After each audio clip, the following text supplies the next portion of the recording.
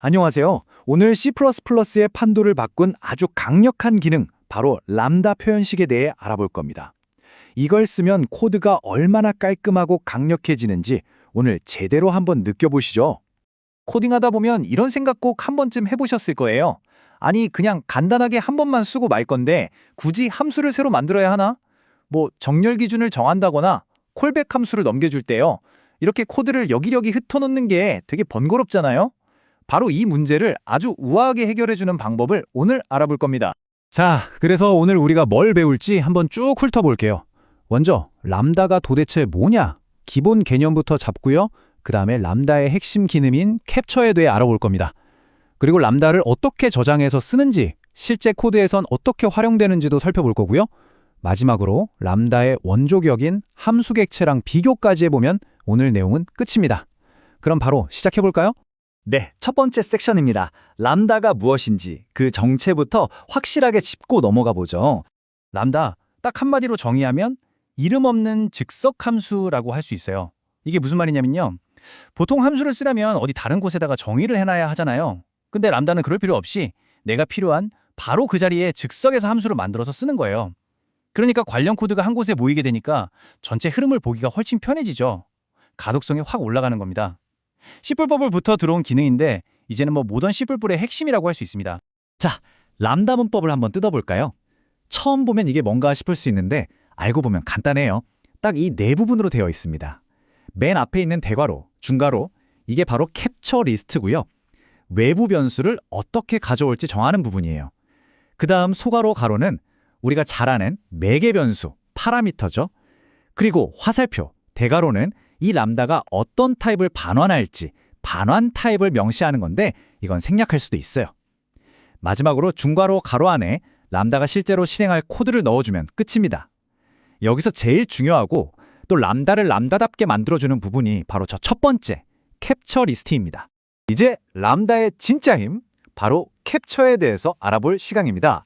람다가 어떻게 자기 바깥에 있는 변수들이랑 소통하는지 그 비밀을 파헤쳐보겠습니다. 캡처하는 방식은 크게 두 가지가 있어요. 먼저 값으로 캡처하는 방식. 이건 외부 변수를 통째로 복사해서 가져오는 거예요. 안전하죠? 람다 안에서 그 값을 아무리 바꿔도 바깥에 있는 원본은 전혀 영향을 안 받아요. 그래서 비동기 작업처럼 나중에 람다가 실행될 때 원본 변수가 없어졌을 수도 있는 상황에서 아주 유용합니다. 반면에 참조로 캡처하는 건 말 그대로 원본 변수의 주소만 살짝 가져오는 거예요. 그래서 람다 안에서 값을 바꾸면 바깥에 있는 원본이 진짜로 바뀝니다. 외부 상태를 직접 수정해야 할 때 꼭 필요한 방식이죠. 이것 말고도 옵션이 더 있습니다. 아주 세밀하게 제어할 수 있어요. 대괄호 안에 아무것도 안 쓰면 바깥에서 아무것도 가져오지 않겠다는 뜻이고요. var1 그리고 %var2 이런 식으로 특정 변수만 콕 집어서 예는 값으로 쟤는 참조로 가져올 수도 있습니다. 또 클래스 멤버 함수 안에서는 this를 캡처해서 멤버 변수나 멤버 함수를 쓸 수 있고요. C++14부터는 아예 캡처 리스트 안에서 var 첼골 x 더하기 y처럼 새로운 변수를 만들어서 초기화하는 것도 가능해졌어요. 정말 유연하지 않나요? 자, 이렇게 멋지게 만든 람다, 그럼 어떻게 써야 할까요? 변수에 저장하거나 함수에 넘겨줘야 할 텐데요. 이번에는 람다를 저장하는 대표적인 두 가지 방법, 오토와 std 펑션을 비교해 보겠습니다. 이 표를 보시면 오토랑 스탠드 펑션의 장단점이 확 드러나죠. 오토를 쓰면요, 컴파일러가 이 람다의 진짜 타입이 뭔지 정확하게 알고 있어요. 그래서 아무런 추가 비용 없이 그냥 가장 빠른 코드를 만들어줍니다. 성능이 제일 중요할 땐 무조건 오토예요. 반면에 스탠드 펑션은 뭐랄까 좀 만능 상자 같은 느낌이에요. 시그니처만 맞으면 람다든 함수 포인터든 함수 객체든 뭐든지 담을 수 있거든요. 굉장히 유연하죠? 하지만 이 유연함에는 대가가 따릅니다. 내부적으로 어떤 타입이 들어올지 모르니까 그걸 처리하기 위한 추가 작업들이 좀 들어가서요. 그래서 오토보다는 약간의 성능 저하가 있을 수 있어요. 그래서 결론은 이겁니다. 이 한 문장만 기억하셔도 돼요. 성능이 중요하다면 오토, 유연성이 필요하다면 std 펑션. 대부분의 경우 특히 그냥 지역 변수에 람다를 담아둘 때는 오토가 거의 항상 정답이에요. 하지만 함수의 인자로 받아서 다양한 종류의 함수를 처리해야 한다거나 유연성이 더 중요한 설계에서는 std 펑션이 아주 좋은 선택지가 됩니다. 좋습니다. 이제 이론은 충분히 본 것 같고요.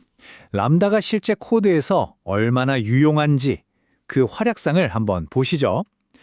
가장 대표적인 예가 바로 콜백과 이벤트 처리입니다.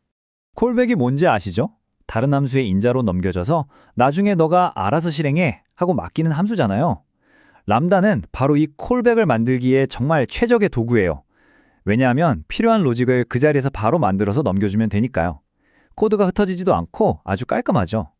특히 C++ 표준 라이브러리 ST의 알고리즘이랑 같이 쓸 때 진짜 그 강력함이 제대로 느껴집니다. 람다가 콜백으로 쓰이는 곳은 정말 많아요. 예를 들어 소트 함수에 정렬 기준을 넘겨줄 때 예전엔 함수를 따로 만들거나 함수 객체를 만들었어야 했는데 이젠 그냥 람다로 한 줄이면 끝나요. find if로 특정 조건에 맞는 원소를 찾을 때도 마찬가지고요. 또 UI 프로그래밍에서 버튼 클릭했을 때 실행될 코드를 바로 연결할 수도 있고 비동기 작업이 끝났을 때 뭘 할지 정의할 때도 람다가 아주 유용합니다. 코드가 정말 간결해지고 이해하기 쉬워져요. 람다를 좀 더 깊게 이해하려면 그 뿌리를 알아볼 필요가 있습니다. 그럼 람다가 없던 시절에는 뭘 썼지 하는 거죠. 정답은 바로 함수 객체, 영어로는 functor라고 부르는 녀석입니다. 함수 객체, 말 그대로요. 함수처럼 행동하는 객체라는 뜻입니다. 클래스를 하나 만들고 그 안에 저 오퍼레이터, 그러니까 괄호 연산자를 오버로딩해서 구현해두면 그 클래스로 만든 객체를 마치 함수처럼 괄호하고 붙여서 호출할 수 있게 되는 거죠. 이게 바로 람다의 원조라고 할 수 있습니다. 그리고 이게 바로 핵심입니다. 사실 우리가 람다 표현식을 쓰면요, 컴파일러가 우리 눈에는 안 보이지만 내부적으로는 이름 없는 함수 객체 클래스를 대신 만들어주는 거예요. 그러니까 람다는 결국 우리가 복잡하게 클래스를 직접 만들지 않아도 함수 객체를 아주 편하게 쓸 수 있도록 C++ 언어 차원에서 제공해주는 일종의 문법적 설탕인 셈이죠. 그럼 이제 궁금해지죠? 언제 람다를 쓰고 언제 굳이 함수 객체를 만들어야 하나? 이 표를 보시면 기준이 명확해집니다. 로직이 간단하고 딱 한 군데서만 쓸 거라면 무조건 람다가 편하고 좋습니다. 코드가 훨씬 간결해지니까요. 하지만 로직이 꽤 복잡하거나 여러 곳에서 계속 재사용해야 할 필요가 있거나 또 관리해야 할 상태가 많다. 이럴 때는 아예 이름을 붙여서 클래스로 명확하게 정의하는 함수 객체가 더 나은 설계일 수 있습니다. 자, 오늘 내용 정리해볼까요? 핵심은 이겁니다. 람다는요, 필요한 곳에 딱 필요한 만큼의 로직을 즉석에서 만들어서 쓸 수 있게 해주는 아주 강력한 도구라는 거. 이걸 쓰면 코드의 응집도도 높아지고 가독성도 정말 극적으로 좋아집니다. 모던 C++ 프로그래머라면 반드시 익혀야 할 필수 기술이죠. 오늘 람다에 대해 정말 많은 걸 알아봤습니다. 이제 이 강력한 도구를 여러분 손에 쥐게 되신 거예요. 자, 그렇다면 한번 생각해 보세요. 여러분이 지금 하고 있는 프로젝트, 아니면 다음에 할 프로젝트에서 이 람다를 이용해서 어떻게 코드를 더 깔끔하고 더 표현력 있게 바꿀 수 있을까요? 반복되는 작은 함수들, 복잡하게 얽힌 콜백 구조들, 람다로 한번 리팩토징 해보시는 건 어떨까요?